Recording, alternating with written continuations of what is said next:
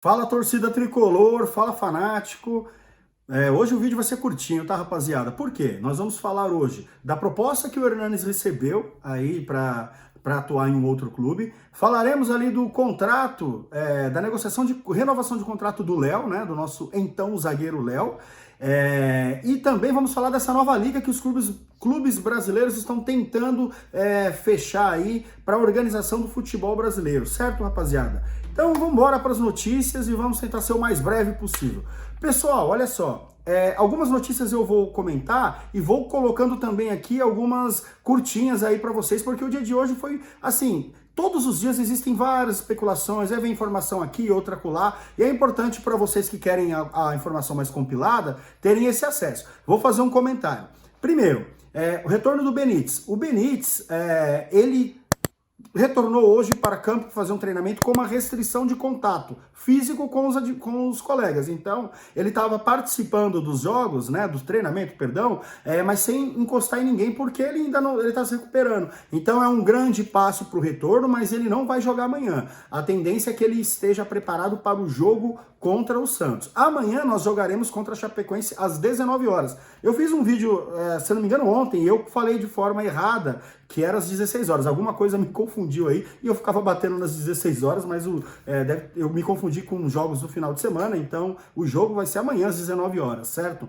E aí, esse jogo de amanhã, a gente tinha uma expectativa do retorno do Luan, mas pelo que tudo indica, ele também não estará à disposição, né? Porque ele também está fazendo essa transição e seria prematura a entrada dele. Eu acredito até que pelo modelo de jogo e por ser a Chapecoense, com todo respeito à Chapecoense, é um time fraco. Então o São Paulo ele deve colocar um outro formato de jogo e ir para cima da Chapecoense e ir em busca então da sua primeira vitória no Campeonato Brasileiro, certo, rapaziada? Então, a respeito do Benítez é isso. Vamos falar de outro assunto também que surgiu. As pessoas, vocês viram alguns de vocês devem ter visto que repercutiu hoje a situação do Bruno Alves, o zagueiro Bruno Alves, de que ele deletou a sua conta no Instagram, certo? Então assim, ele deletou a conta dele no Instagram, aí o pessoal ficou pensando, por que ele deletou? E aí já vem aquela enxurrada de notícias, principalmente Instagram, Twitter, né? O pessoal fica especulando. E aí, pelo que foi falado, alguns torcedores estavam ameaçando ele e a família. E assim, eu tinha ele, né, associado ao perfil lá do Fala Fanático, né? Eu seguia ele, eu vi que a conta não existe mais, não sei o que aconteceu, pode ter acontecido outra coisa, ele perdeu a conta por algum hacker, alguma coisa que normalmente algumas vezes acontecem com perfis grandes aí de personalidades públicas aí, né, famosos, mas pode ter acontecido essa questão, que aí se aconteceu isso de torcedores, entre aspas, terem ameaçado, eles precisam ser punidos, rastreados e precisam ser achados e a justiça precisa atuar para poder dar um exemplo de que não adianta você se esconder atrás do computador, do celular e ficar xingando as pessoas, ameaçando e achar que não tem consequência. E assim, e não adianta se travestir de torcedor, porque isso não é torcedor, porque torcedor ele torce, ele acompanha, ele não ameaça, ele não subjuga, ele não agride. Essa é a questão. Nós estamos aqui para torcer pela entidade, mas não para poder ameaçar nem psicologicamente, nem fisicamente nenhum tipo de jogador, enfim, ninguém, né? Mas estamos falando especificamente do clube. Certo, rapaziada? Então é isso a respeito do Bruno Alves. Tem outra questão também, o Bruno Rodrigues, né, gente? Aquele ponta que veio da Ponte Preta, né? Ele veio ali, o Crespo não utilizou ele em algumas partidas, porque, segundo até o próprio Carlos Belmonte, né, o diretor de São Paulo, o jogador ainda não se adaptou ao estilo, ele entrou em algumas partidas e eu tenho certeza, todos nós falávamos, coloca o Bruno Rodrigues, mas nas partidas que ele entrou, por menor que tenha sido o tempo, toda vez que ele pegava na bola, a gente meio que se frustrava, porque era um tipo de movimento que não agradou torcedores, né? Então, o que deve estar acontecendo? Deve estar acontecendo que ele, nos treinamentos, ele está tentando se achar, é um cara novo, saiu de um time de menor expressão, né? Tradicional, mas de menor expressão, e tá buscando espaço. Eu acho que é isso. O Crespo não é obrigado a colocar ele em campo se ele não estiver rendendo no treinamento. Agora, sabe o que repercutiu?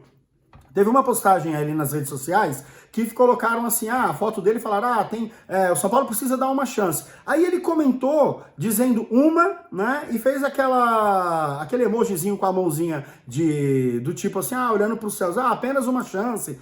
Mas veja só, aí um monte de gente ficou em cima. Gente, o que tem de fiscal na internet é brincadeira. O cara não criou polêmica, ele não ofendeu ninguém, ele não cobrou.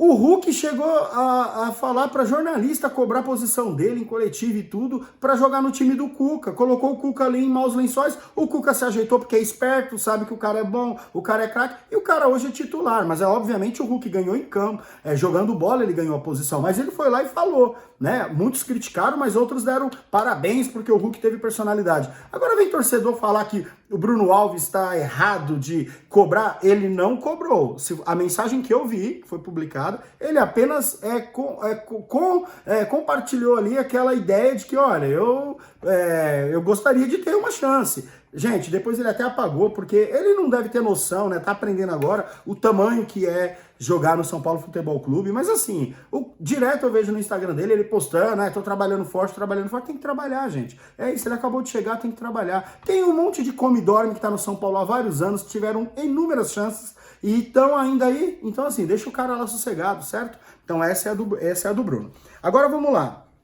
Outra notícia, Léo Pelé. Léo Pelé está renovando o seu contrato, né? Já iniciou as conversas com o São Paulo para renovar até o final de 2022. Por quê? Porque ele tem...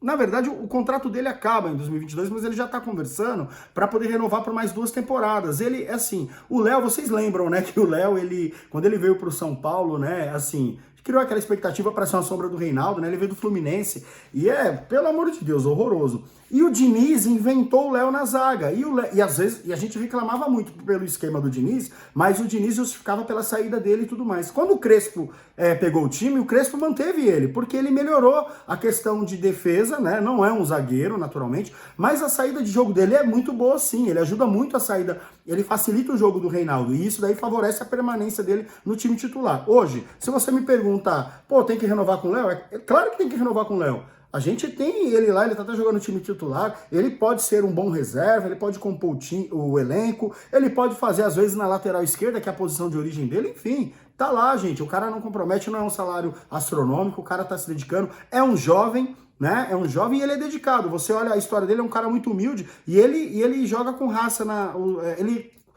como é que eu posso? Eu vou dizer assim, ele honra, a gente pode criticar a técnica, mas não pode falar que o cara não tem entrega, né?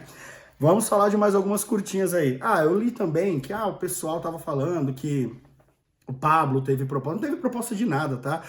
Inclusive, assim, o Carlos Belmonte deu entrevistas pro Lance essa semana, ontem, se eu não me engano, fez, enfim, deu várias notícias informando da dificuldade da nossa busca por atacante, tudo, elogiou o Pablo. Aí algumas pessoas, nossa, o Carlos Belmonte, me preocupa o Carlos Belmonte elogiar o Pablo.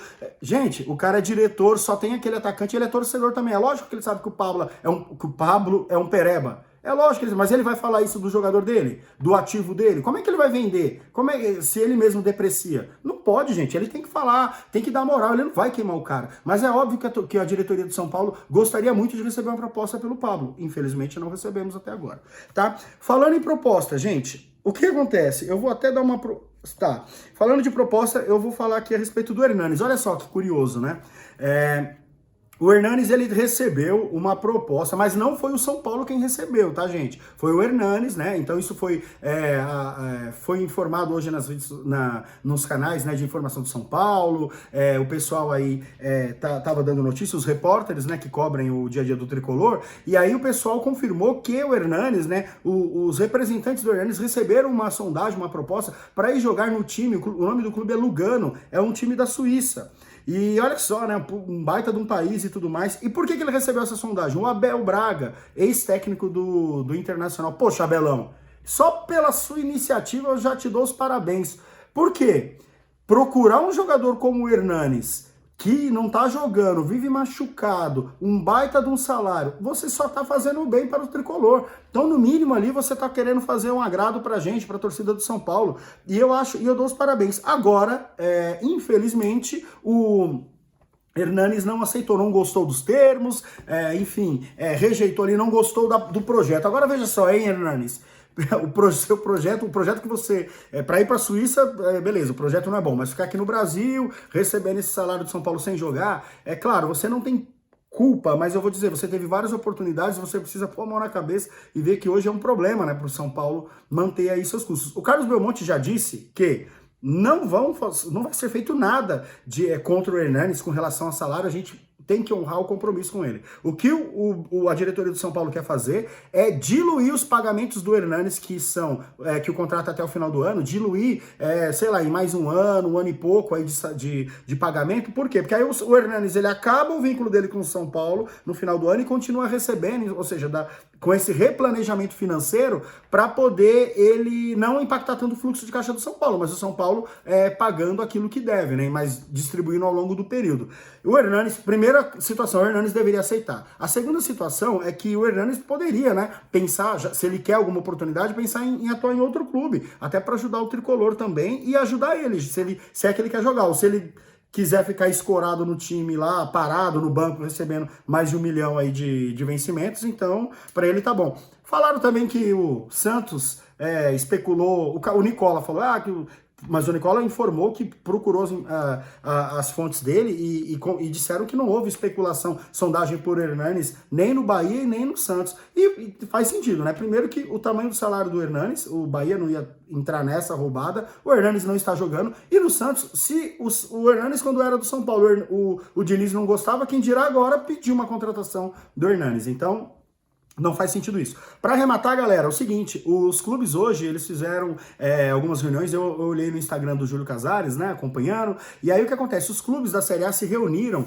e eles criaram ali, né, uma carta, né, oficial, eles fizeram ali uma reunião com os clubes da Série A e eles estão promovendo, né, propondo uma criação de uma nova liga. Então todos os 19 clubes da Série A assinaram, só não assinou ali o Sport, mas não por rejeitar a proposta, mas porque no atual momento ele não está com um representante legal. Teve uma situação lá administrativa que o presidente não está disponível, não está habilitado para assinar, teve uma troca e aí o Sport não pôde assinar por conta dessa questão burocrática. Mas os clubes, eles estão ali envolvidos num projeto de criar uma Liga do Brasil, né, organizar o Campeonato Brasileiro, repactuar as questões de votos para presidente, para conselho da CBF, entender esses termos, redistribuir as questões de rendas do futebol brasileiro, pensar em melhores condições para os clubes da Série B, séries inferiores, divisões inferiores. Então, assim, eu acho uma baita de uma iniciativa. A gente só tem que tomar cuidado e vamos acompanhar, porque muitos clubes,